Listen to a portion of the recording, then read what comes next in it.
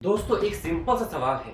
क्या इंडिया में सच में एलपीजी क्राइसिस आ गया है या फिर जो व्हाट्सएप और न्यूज में चल रहा है वो सिर्फ अफवाह है? सच बताऊं, इस वीडियो को एंड तक जरूर देखना, क्योंकि जो रियलिटी है ना वो ना तो पूरी तरह फेक है और ना ही पूरी तरह सच।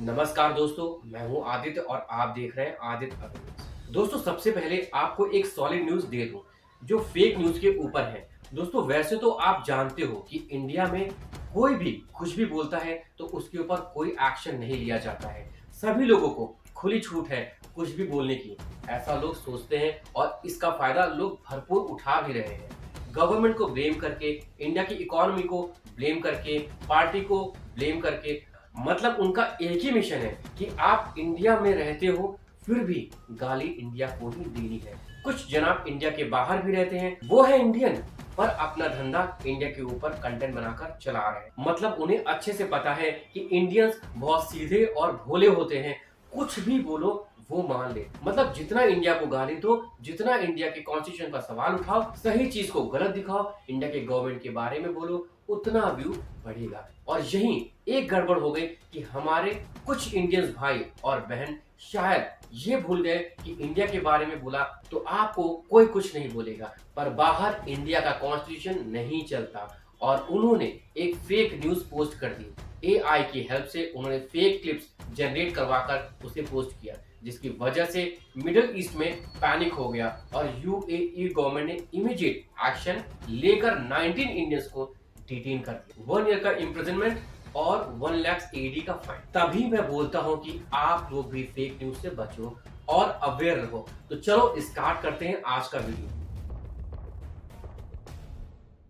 दोस्तों सोचो, आप सुबह उठते हो, चाय बनानी है और आप सिलेंडर खोलते हो और गैस खत्म। ये सिर्फ इमेजिनेशन नहीं है, इंडिया के कुछ पार्ट्स में ऐसा ऑलरेडी हो रहा है। पर सवाल ये है दोस्तों, क्या ये हर घर में हो रहा है? क्या आपके घर में भी होने वाला है? चलो सिंपल लैंग्वेज में समझते हैं। इंडिया अपनी एलपीजी का बड़ा हिस्सा खुद प्रोड्यूस नहीं करता, बल्कि बाहर से इंपोर्ट करता है, और उसमें भी मैक्सिमम मिडिल ईस्ट से आता है। अब प्रॉब्लम यहाँ स्टार्ट होती है। मिडिल ईस्ट में वॉर चल रहा है और एक जगह है स्ट्रेट ऑफ हॉर्मुज।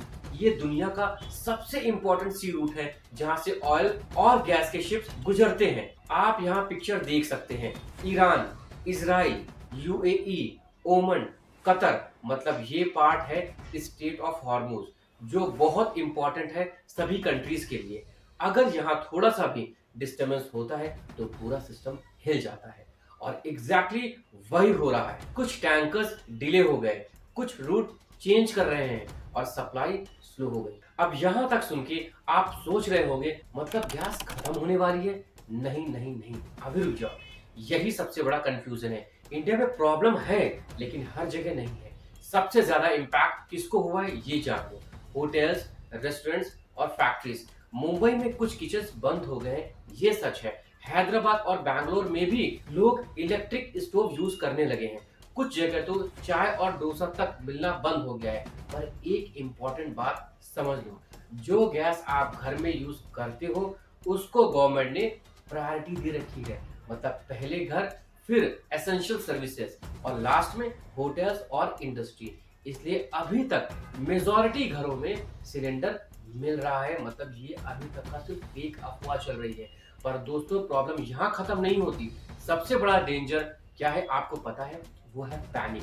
अगर लोग डर के मारे 2 से 3 सिलेंडर बुक करने स्टार्ट कर देंगे तो असली शॉर्टेज तब क्रिएट होगी। गवर्नमेंट ने भी बोला है पैनिक मत करो, पुलिस ने भी वार्निंग दी है, रूमर्स मत स्प्रेड करो, क्योंकि शॉर्टेज से ज्यादा डेंजरस होता है फियर। अब एक और चीज समझो, इंडिया का बिगेस्ट वीकनेस क्या है? डिपेंडेंस। हम बाहर की कंट्रीज पर डिपेंड रहते हैं एलपीजी के लिए। अगर वॉर लंबा चला तो प्राइस प्रोबेबिलिटी बढ़ सकता है। जब प्राइस बढ़ेगा तो प्रेशर और भी बढ़ेगा। पर इसका मतलब दोस्तों ये नहीं है कि कल से गैस बंद हो जाएगी। रियलिटी क्या है इसे समझो। रियलिटी ये है कि एलपीजी क्राइसिस एग्जिस्ट तो करता है लेकिन कंट्रोल फॉर्म में अभी भी है। तो अगर अफवाह पर ध्यान दिया तो हो सकता है अभी नहीं पर बाद में आप ही पैनिक होंगे। मतलब प्रॉब्लम है लेकिन सिस्टम उसको मैनेज बहुत अच्छी तरह से कर रहा है। पर अगर सिचुएशन और बिगड़ती है तो इम्पैक्ट डेफिनेटली घर तक आ सकता है। इसलिए अवेयरनेस जरूरी है। अब मैं आपको सीधा मिथ वर्सेस रियलिटी बता देता हूँ।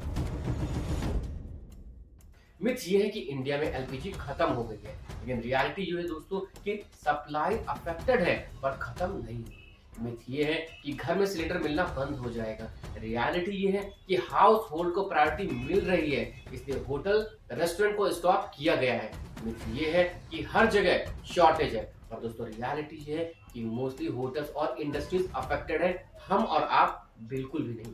मिथ ये है कि ये सब फेक न्यूज है। रियलिटी ये है प्रॉब्लम रियल है पर पैनिक अननेसेसरी है। और दोस्तों ये मिथ सबसे डेंजरस मिथ है कि ज्यादा सिलेंडर स्टोर कर लो सेफ रहोगे, पर रियलिटी ये है कि आप सेफ नहीं बल्कि सिस्टम को और अनस्टेबल बना रहे हैं। दोस्तों एक लाइन हमेशा याद रखो, वॉर सिर्फ बॉर्डर्स पर नहीं होती, वॉर देश के अंदर भी होती है, पर वो होती है रूमर्स के फॉर्म में, और उसका इम्पैक्ट हर इंसान के माइंड तक जाता है, घर के किचन तक आता है। इसलिए दोस्तों डरो मत, समझो, अवेयर रहो, फेक न्यूज पर ध्यान मत दो।